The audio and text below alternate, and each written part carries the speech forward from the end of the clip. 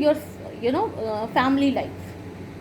Well, you see, you need planning. Even for cooking, I think that you need planning. If you decide what to make, you have to prepare what which one should do first, but which one you should do later, so like that. So even time management like that is very, very important. And don't they say normally that the woman has to do twice hard work as a man, Mm-hmm. to make yourself understand. So Mm-hmm. to that extent, I really had to work very hard, particularly when I was in Hyderabad, and then later on when I came here. It was a really very, very difficult time, professionally as well as family also, because my husband was a banker. He was going out quite often. I had my husband's eldest sister. She was living with us. So to that extent, it was a great help for me. The children, I didn't have to bother much, but they were there. But I had to take care of their education, all that. But still, it was all right. So that was the biggest help I have. I owe my journalism career to my sister-in-law, which I can definitely say. Okay. My husband also was very supportive of me being a journalist. So to that extent, I owe my professional life to my husband also. If he was not supportive, I wouldn't have come this far. So these two people I really need to thank. And then as far as once initially, I was not writing any books, and there was no time anyway. It was a 24/7 job if you are reporting. So any time. That too But political yeah, beat. That and too in political. those days there was not. You didn't have the mobile. Internet revolution and mobile revolution. These both have changed the journalist life totally different. So those days, if you have to report a swearing in, new cabinet formation, all that, you have to go find a place in the Raj Bhavan to find a telephone free. Since you didn't have a mobile, so you have to look for a telephone close by, then tell your office to keep the phone free at the other one, and then we had to compete with the PTI, so that was another thing. The competition, the hard work, the time, the planning, all these things had to go hand in hand. So that was a difficult life at that time. Planning after that, when I started writing a book, what I used to do is morning, maybe. You started writing a book, what, in which year, ma'am? 2000. Okay, it's My almost first book like a came out in 24 years of yeah, your career in journalism. 2000. It was 22 years. So 2000 it was published. So, but anyway, when I started writing a book, I used to work in the morning, maybe 7:38, and then go on until 11, 12. Then, in the journalist reporters' life start late in the day, so you have to reach office only by 12 before that. Generally, people don't come. So I used to do that, and night also when I came back, then I used to work for some time. How you used to handle the growing demands of growing children's? The growing children, I told it's always a difficult thing. You have to take care of everything. I don't know how I went through it. If you ask me now, I just really don't know how I passed through. It is a question of passing through life, I would say.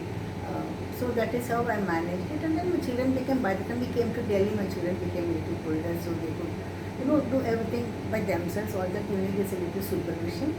And they were very good in studies, and to that extent I had no problems with my children also, and they were also very supportive of me. So all these support from the family has made me a good journalist, I would say. If I'm Any interesting interview you would like to share with us, like which you have taken of any personality your office asked you to do? Oh, it was a very funny thing. Actually, the first interview we had was when I was in Nagpur. We had the Vishwa Hindi Sammelan. It was an international conference.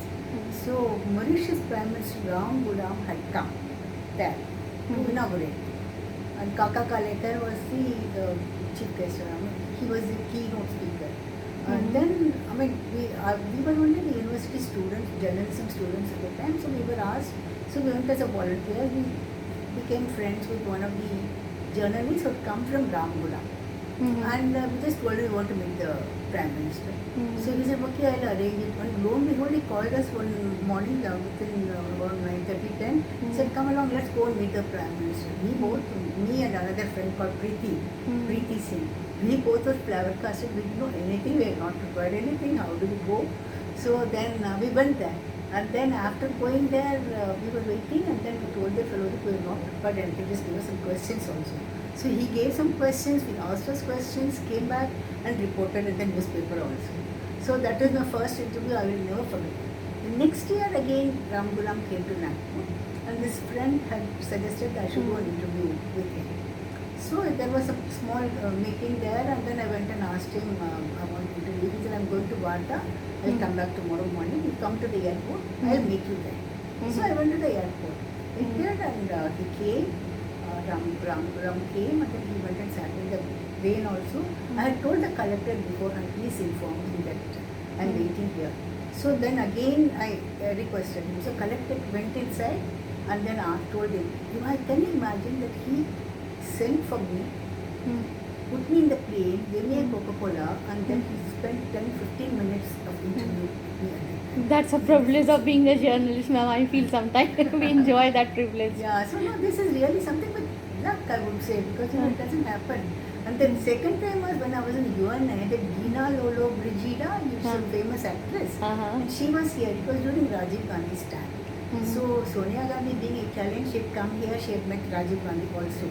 So I was with the UNI, and then my general manager called me and told me, you must go and get an interview with her. I just don't know, we didn't get anybody to know in her group to arrange for an interview, all that. And that time But Google was also not no, there. nothing was there anyway. No, I knew about Gina Lolo Brigida, she's a very famous actress, yes. Okay. But then I went there to Ashoka Hotel. She was staying in the Ashoka Hotel. So I went there and I parked myself there. And then there was her manager giving appointments. So I went and told him I want to meet her. He said, wait, I'll give you 11 to 11:20, something like that. So she came back, and then I had my interview. And then I came back. When I was coming out, I discovered that time was meant for Hindustan Times. Lo and behold, I joined Hindustan Times later, of course. But then this was something, but they couldn't do anything. I already had my interview. I came back and, Filed the there story. they filed the story. And then my general manager, what was the bribe he told me if he would give? A byline. Those days in UNI and even PTA for that matter, getting a byline was next to difficult. Just very difficult.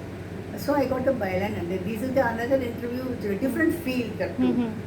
So there are quite a few interesting things like this. You see. So, Any one more, ma'am? Any one more you would like to share? Quite a few. Like if you are heading political political editorial department of the Hindustan Times, what it was like a editor to a political, beat. You see, journalism is a dog-biting dog profession. You have to compete with others everywhere on anything you do. You have to be first. You have to get a good interview. You must be able to get it, across to the reader very easily. The timing is very important. There are so many things, and in a newspaper, you are not on your own. There are other. You have to go along with the team, and take the team along with you. So these are all important things in being a political editor. And of course, Ma'am, I would like to interrupt. Usually nowadays it is said you are supposed to have a killing instinct, killing spirit, but you are such a sober person. I know you for the more than 12 or 13 years. I've never seen you, like a harsh person. Nowadays, most of the political journalists, the way they shout. But you are being so sophisticated lady. How you handle this political journalism that has always been a... you can ask the same question in a different way, isn't it? You don't have to look as if you are going to pounce on him. So it's not him or her. That's not the way. So you can always ask. All that you need is a good reply, isn't it? How you ask doesn't matter at all. And I was aggressive. It's not as if I was not aggressive. In reporting, you have to be aggressive. There is no other way you can make a mark. So it means I have missed a train. I was not able to see you being aggressive, Kalyani Shankar. So, ma'am, you must have seen a time in journalism when there was hardly any female, and you have seen a time in journalism when everywhere there is a female.